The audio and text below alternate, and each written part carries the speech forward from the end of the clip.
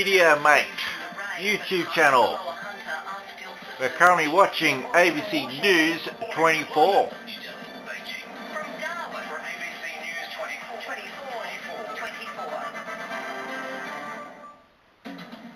Today, debate on controversial changes to voting laws drags on amid tantrums, threats and even some Monty Python.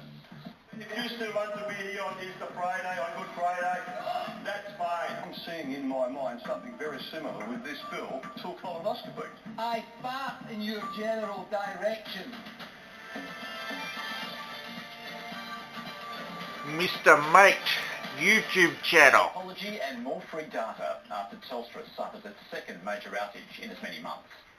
We know how much people rely on the quality of our network and the reliability, as we all do for our mobile devices every Telstra day. sacked. We're deeply disappointed. The US declares violence against minorities in the Middle East by the Islamic State group genocide. Daesh is genocide Radical by nutcase. self-proclamation, by ideology and by actions. And last year's NRL minor premiers continued their mighty tumble with a 40-0 thrashing, their third loss in a row.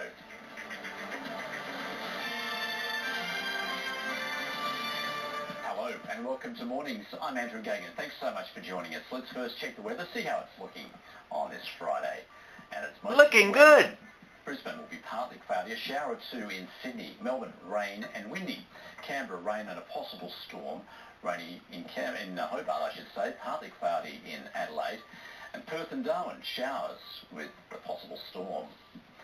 On the share markets, trading's just gone underway locally. On Wall Street, we can see significant rises there as commodity prices rallied. The Dow up over 150 points. We'll check in a bit later this hour to see how the local market's faring. We begin after an extraordinary all-night sitting of the upper house where senators hurled insults at each other as the marathon debate continued in federal parliament over Senate voting changes. The government has already done a deal to pass the laws, but neither the Coalition nor the Greens have wanted to join forces to cut the debate short. Let's take you live as the continues. This is its 18th straight hour of sitting. And we've heard from the government saying that they're threatening to keep Parliament sitting well into the weekend and perhaps beyond the Coalition on Senate voting reforms. Labor Senator Stephen Conroy says the opposition won't give up the fight against the changes, but Liberal Senator Zed Seselja says the government is committed to passing the legislation no matter how long it takes. This is a bill that the government and the Greens sprang on the Senate. They forced a farcical half-a-day inquiry where they wouldn't even allow the Department of Finance, the department that drafted the bill, to turn up to answer questions. I was allowed a grand total of between 15 and 20 minutes of questions over the course of the 3 hours. So the only opportunity we've had to scrutinise this bill and get answers to questions has been in the last 24 hours, 48 hours. So we've been doing what we're elected to do, hold the government to account. What the Greens have done is negotiate to introduce a system which the Liberal Party, over a couple of elections, will actually gain what I call a blocking majority, 38 votes. And a future Labor government will not be able to be guaranteed passing a budget, will not be able to guarantee passing progressive laws in industrial relations or environment policy or social justice policy areas without the Liberal Party. And the Greens have sold out their principles. Yes. So they can get 12 green bums the greenies. on red leather. Colonoscopies and Madonna concerts, it's not particularly relevant to anyone. No. This is important legislation. I think the Labor Party shouldn't have made a joke of it, but we're sort of in their hands a little bit in terms of the hours and getting it through. But one way or another, I think it's important that we get the legislation through, even if the Labor Party's run out of things to say about it. Well, Independent Senator Nick Xenophon says he's optimistic debate will be finished by this evening.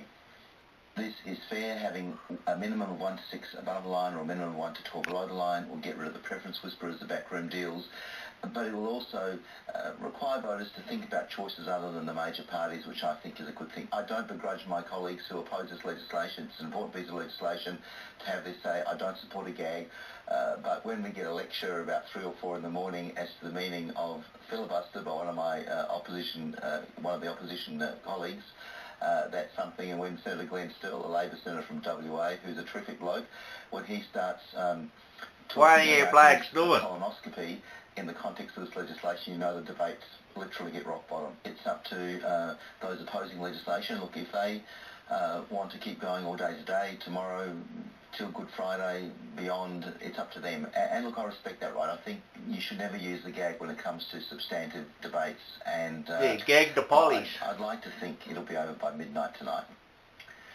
Telstra has again been forced to apologise after a massive outage affected mobile phones, EFTPOS terminals and ATMs. The failure left about 8 million customers disconnected for up to 4 hours. It is the second Telstra outage within weeks, and the Chief Executive, Andy Penn, says they're working hard to make sure it doesn't happen again. About 6 o'clock last night, we had a number of customers that were disconnected from the network due to an issue, and it was actually reconnecting of all of those customers, a very large number, at one time that caused congestion. And it took us about 90 minutes to get most of them back up, and then ultimately about 4 hours to get everybody back onto the network. It's an automatic process of reconnection. It was just the sheer volume of services which are being reconnected at the same time that caused the congestion, and that's Hey, my phone's not working. My focus is to make sure that we do everything that we can to make sure that we don't have repeat incidences. I'm confident that we can do that, and I think the quality of our network and performance of it will ultimately be what matters to our customers. Third of is a day for free data for our customers. Yeah, I want it free, mate. Free one. Again, caused it. Let's turn overseas now. The United States has declared that Islamic State's violence against Islamic State, man, and Iraq amounts to genocide. Secretary of State John Kerry made the declaration following similar statements from the European Parliament.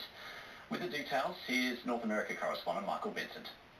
John Kerry's been under pressure for months and weeks, in fact, over the... You're watching MrMediamate News Channel representatives here in the United States Congress on YouTube. 393 to 0, declaring it was genocide, what was occurring in the Middle East.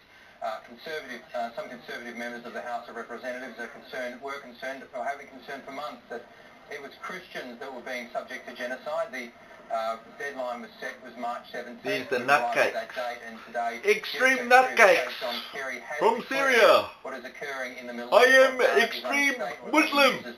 I want to kill you. Is undertaking against not just Christians but others in the region is crazy nuts. Here from Secretary of State John Kerry. Daesh is genocidal by self-proclamation, by ideology, yes, and by actions. You tell him, John. What it says, what it believes, and what it does. Daesh is also responsible for crimes against humanity and ethnic cleansing, directed at these same groups, and in some cases also against Sunni Muslims, Kurds, and other minorities. The United States isn't actually a member of the International Criminal Court. The United States could well refer this to the Security Council to appoint someone to investigate the genocide. Rob Harris is in trouble again.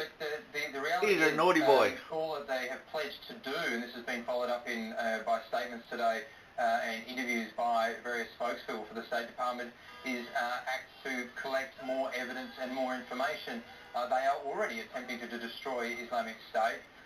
It doesn't limit... Watch our recruitment video, bunch of nutcases. Or even if you're thinking about nutcases, extreme nutcases. The former Yugoslavia. Kill them all! I mean, in practical terms, Islamic State is already one of the most monitored, if not the most monitored group at the moment in terms of travel. So, in terms of declaring this genocide, it means that it's heightened it to the highest possible level of war crime in the United States. I am a nutcase. And that the United States, as a country, to itself, is obligated to act to stop it, which it's already doing. So, in terms of the fact that come and get me, Capper. It obviously will, be discussed Boom. if and when people are caught when this conflict ends, and whether they ever brought to justice, that will be a determination for other people to make, not the United States, because it's not a member of the International Criminal Court. So the United States essentially making a moral stand here.